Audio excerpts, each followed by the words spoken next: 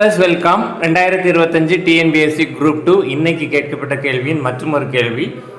ஒரு மனிதர் ரூபாய் 500க்கு 12 மேசைகள் மற்றும் நாற்காலிகள் வாங்குகிறார். ஒரு மேஜையின் விலை 50, ஒரு நாற்காலியின் விலை 40 எனில் அவர் வாங்கிய நாற்காலி மற்றும் மேஜையின் விலையின் விகிதத்தை காண்க. இந்த ப்ராப்ளம் பார்த்தீங்கன்னா கொஞ்சம் மிஸ்டேக் இருக்கிற மாதிரி தெரியுது. அதாவது என்னன்னா, இங்கே அவர் வாங்கிய நாற்காலி மற்றும் மேஜையின் விலையின் விகிதத்தை கேட்டிருக்காங்க தமிழில்.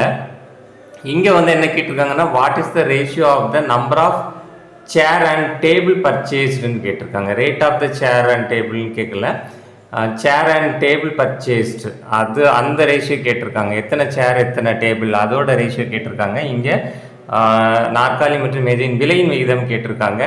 சரி, இப்போ நம்ம ப்ராப்ளம் சொல்யூஷன் பார்க்கலாம்.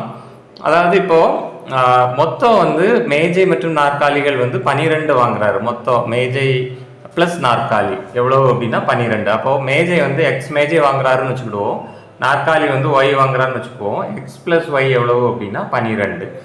அதே மாதிரி ஒரு மேஜையின் விலை 50 ரூபாய் அப்படின்னா எக்ஸ் மேஜையின் விலை 50x.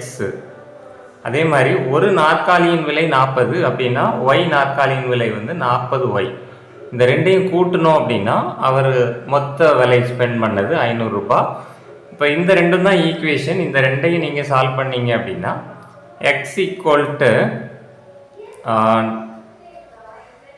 2 ஒய் ஈக்குவல் டு 10 கிடைக்குது. அதாவது அவர் வாங்கிய மேஜைகள் 2, நாற்காலிகள் 10 என்பது சரியான விடை. இப்போ அதுபடி பார்த்தோம் அப்படின்னா மேஜை மற்றும் நாற்காலிகளின் விகிதம், அதாவது மேஜை மற்றும் நாற்காலிகளின் விகிதம் தான் 2:10. அதுவும் பார்த்தீங்கன்னா நாற்காலி மற்றும் மேஜையின் விகிதம் தான் நமக்கு கணக்கில் கேட்டிருக்காங்க. இங்கிலீஷ்லேயுமே சேர் அண்ட் டேபிள் தான் கேட்டிருக்காங்க. ஆனால் நமக்கு விகிதம் வர்றது பார்த்தீங்க அப்படின்னா மேஜை மற்றும் நாற்காலிகளின் விகிதம் தான் 2:10 அப்படின்னு வருது. இப்போ அதுவுமே சரியான விடை இல்லை அப்படின்னு தான் சொல்ல முடியும். விடை தெரியவில்லை, அதாவது அவங்க ஆன்சர் கீழே என்ன சொல்கிறாங்கங்கிறத பார்ப்போம். இது தவறான விடை தான். அடுத்த வீடியோவில் நம்ம பார்க்கலாம்.